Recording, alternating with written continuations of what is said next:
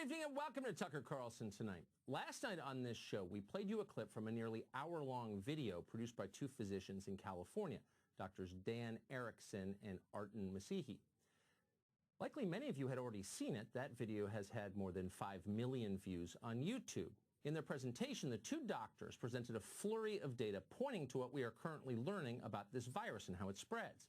They recited pages of government statistics and then interpreted them in light of their own long clinical experience as doctors. At one point, they noted that the newly adjusted death rate in their state of California, which is much lower than anyone expected it to be, and they asked if government officials there should change their policies based on this new science. Watch. We've seen 1,227 deaths in the state of California with a possible incidence or prevalence of 4.7 million. That means you have a 0.03 chance of dying from COVID-19 in the state of California.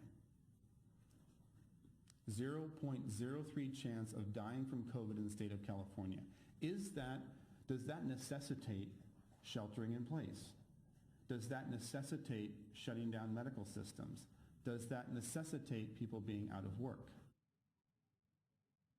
So whatever your view of the mass quarantines, and maybe you're enthusiastically for them, the questions you just heard are valid questions. In fact, they're critical questions. We should all be asking those questions, including and especially our policymakers.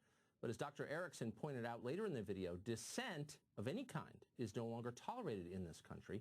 Fact-based honesty, which is the soul of science, is under attack, even in hospitals. Dr. Erickson described physicians being pressured to classify illnesses and deaths as related to coronavirus, whether they believe that to be true or not.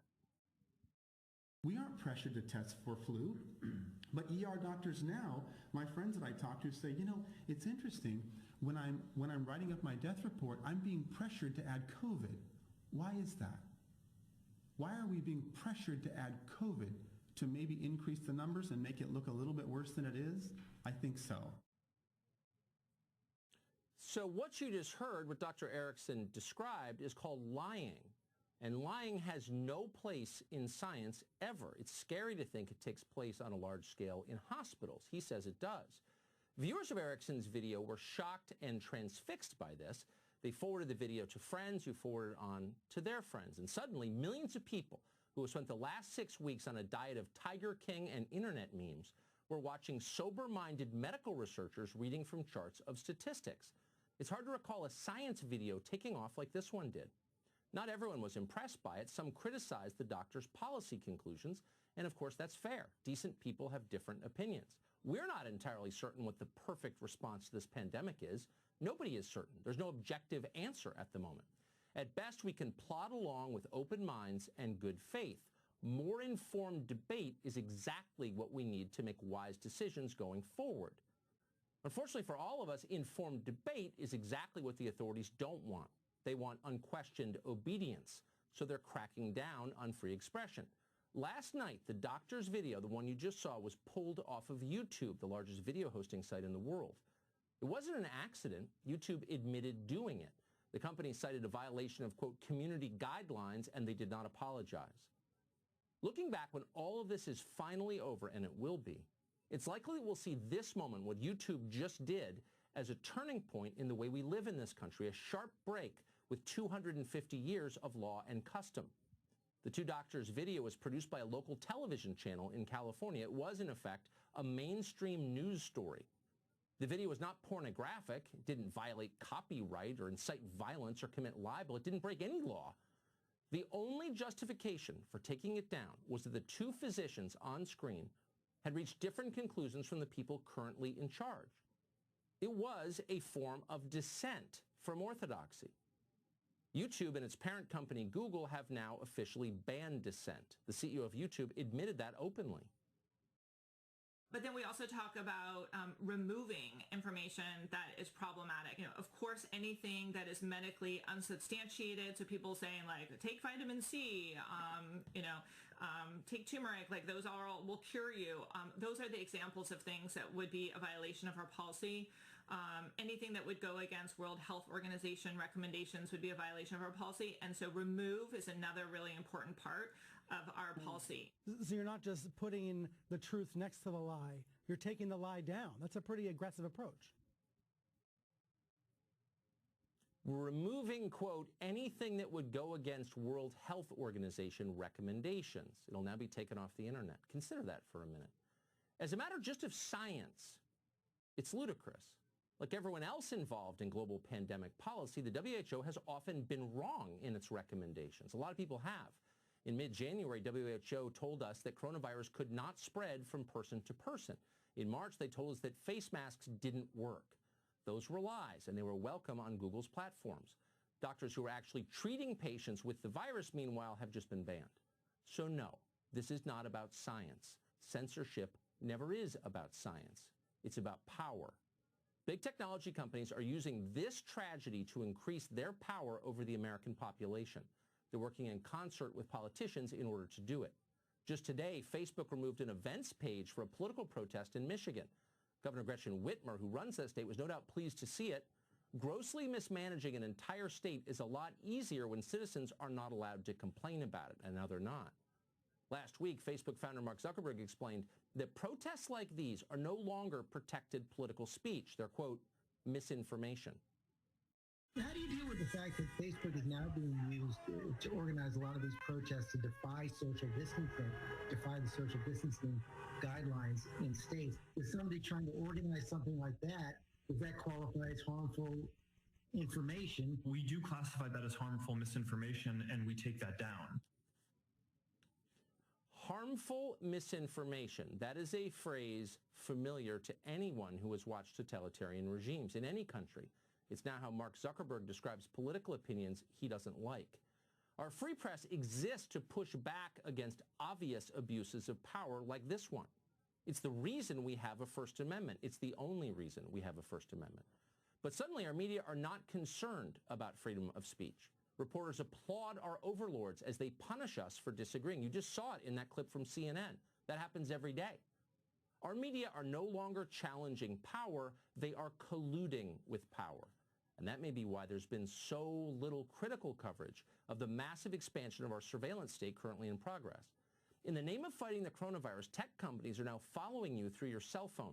They're watching you from above with drones. Those sound like paranoid fantasies. They are not. It's happening as we speak. Needless to say, our politicians approve of this. How do you feel about the drones?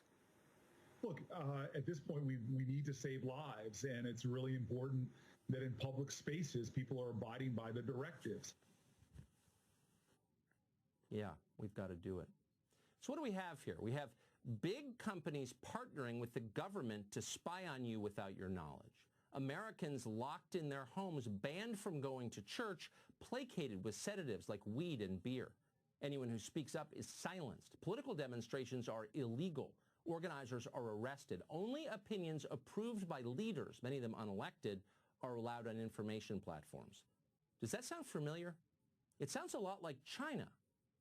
Of all the many ironies of this moment, so many of them bitter, the hardest to swallow is this one.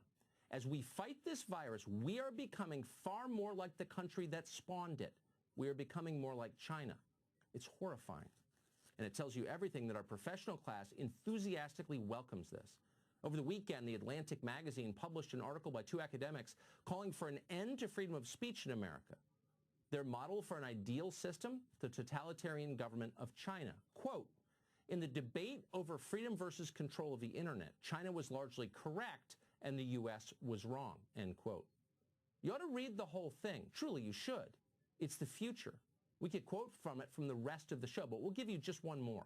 Quote, significant monitoring and speech control are inevitable components of a mature and flourishing internet, and governments must play a large role in these practices to ensure that the internet is compatible with society's norms and values, end quote.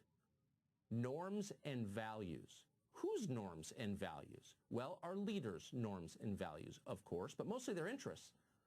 Those in power are the ones our professional class seeks to protect, not the rest of the country. Freedom of conscience never endangers the public. It only threatens the powerful. It endangers their control. It hinders their ability to dictate election results, to loot the economy, to make policies based on whim for their own gain. No wonder our leaders have done such a poor job protecting us from China. They're on the same team. Dave Rubin is the author of the fantastic new book, Don't Burn This Book. It came out today. We're happy to have him on tonight. Dave, thanks so much for coming on tonight. Thanks, Tucker. Good to be with you. Good to have you.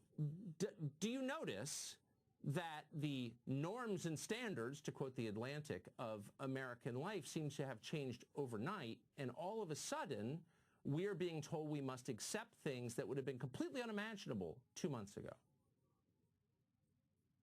Well, Tucker, there's so much to talk about here. First off, I didn't realize I was going to be on a sci-fi show tonight, but we are entering a dystopian future. We are entering an authoritarian future because, as I've said to you before, authoritarians love authoritarianism. So they're taking this opportunity when we're all confused, we're all locked at home. The only way we can communicate with each other is through their pipes, is through YouTube and Facebook and Twitter and everything else. And they're actually finally saying to us, this is who we are. I mean, the Atlantic is ridiculous. I don't know anyone that reads it anymore.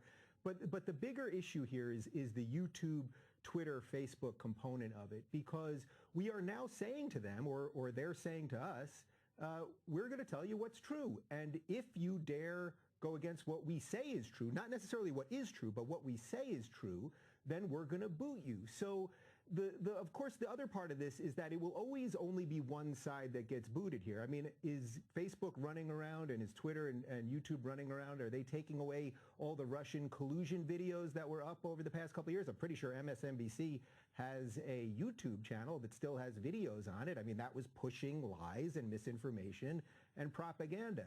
So we need to debate these things. If I was to interview these two doctors that you showed the video of, would my channel be deleted? Am I not allowed to talk about that? Is that not what science and open inquiry really is about, that you test theories and then you find out what actually is true? And as you pointed out, and this may be the most important part, it's not as if the WHO is infallible. They were literally just a few weeks ago telling us not to wear masks. Now, by law, I tried to go to CVS yesterday, and I wasn't going to wear a mask. I was just going to run in and out, and it said in the front of the store, it said, by law, you have to wear a mask. So it's not as if these people have some, some total stranglehold on truth that the rest of us have to bow to unless they force us to, and unfortunately, big tech has got us now more than ever because we're all trapped at home, and it's the only way we can communicate.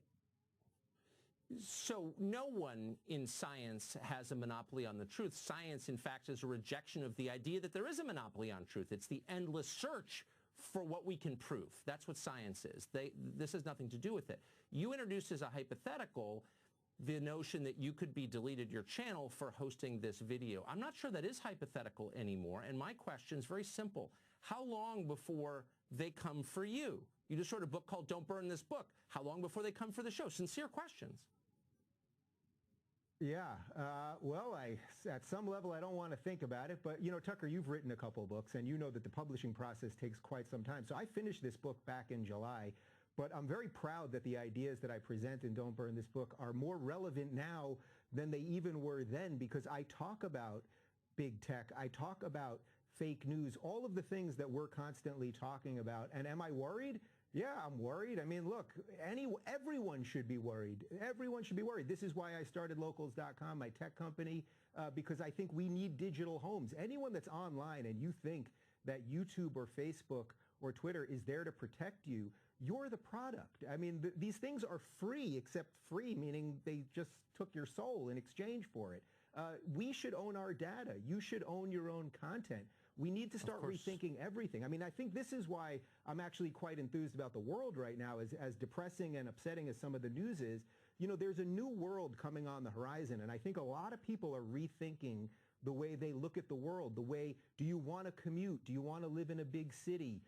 Do you want to be so reliant on the institutions and systems that we've always been reliant on? So I think we have to rethink things. And you know what, Tucker, this is still America for a little while, and I believe in old-fashioned hard work and competition and ingenuity, and I think that's what will fix this. But yeah, we got a big battle to fight in front of us. Yeah, and maybe some, I mean, these companies exist because Congress gave them a carve-out in federal legislation. And you sort of wonder, where is Senator Mike Lee on this question, sucking up to Google? Dave, great to see you tonight. Thank you very much. This is one of the interesting Congrats ones, on the right?